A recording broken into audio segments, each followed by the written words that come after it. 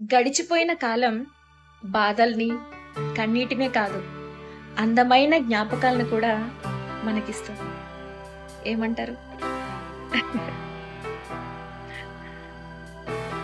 ప్రశాంతంగా, మనశ్శాంతిగా, హ్యాపీగా ఉండాలంటే లైఫ్‌లా అనవసరమైన ఆలోచనలను, అవసరం లేని వ్యక్తులను డిలీట్ చేస్తే, దూరం పెడితే చాలా ప్రశాంతంగా ఉండొచ్చు.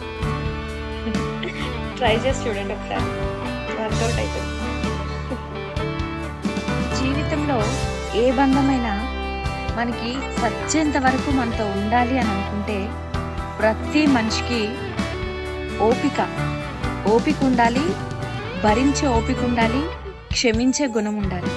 ఇవి రెండు ఉంటే అది ఏ బంధమైనా, ఫ్రెండ్షిప్ అయినా, లవ్ అయినా, భార్యాభర్తల బంధమైనా మనం సచ్చేంత వరకు మనతోనే ఉంటుంది.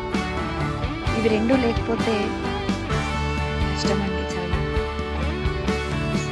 లైఫ్లో కొంతమంది ఆడుకోవడానికి వస్తారో తెలీదు, వాడుకోవడానికి వస్తారో తెలియదు, కానీ జీవితం అంటేనే విరక్తి పుట్టించి దీనమ్మా జీవితం ఏం బతుకురా బాబు అనేలా చేస్తారు.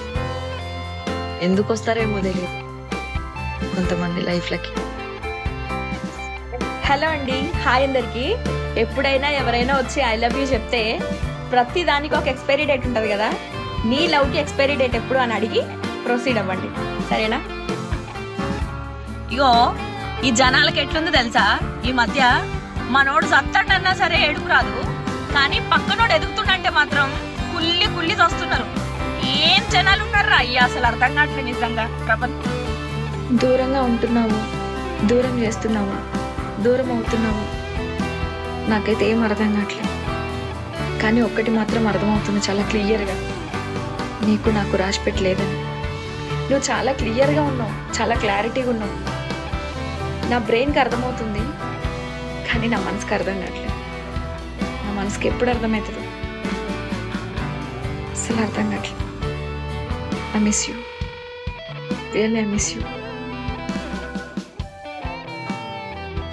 నువ్వు అంటే నాకు చాలా ఇష్టం. ఎంతలా అంటే నువ్వు నన్ను వదిలేసి వేరే వాళ్ళతో సంతోషంగా ఉన్నా నేను నిన్ను మర్చిపోలేను అసలు.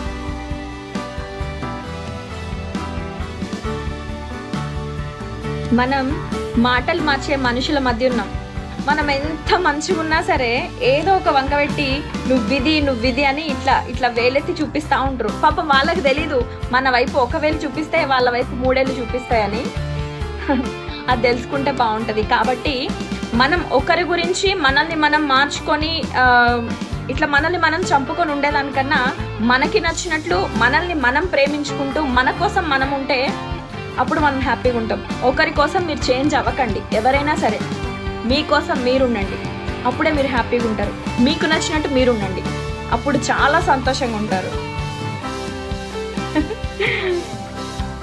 ఒక మనిషిని కలిసి అర్థం చేసుకొని ప్రేమించి ఆ మనిషితోనే జీవితం మొత్తం అనుకొని ఫ్యూచర్లో ఇట్లుండాలి అట్లుండాలని ప్లాన్స్ వేసుకొని పెళ్లి చేసుకుంటాం అనుకొని సర్వం ఆ మనిషి అయిపోయిన తర్వాత ఆ మనిషి వదిలేసి వెళ్ళిపోవడం అంత తేలిక. ఒక మనిషిని వదిలేసి వెళ్ళిపోవడం అంత తేలిక. అసలు ఏంటిది? ఎట్లా మర్చిపోతారు? అంత ఈజీగా ఎట్లా మూవ్ ఆన్ అవుతారు? నాకు అర్థం కావట్లేదు.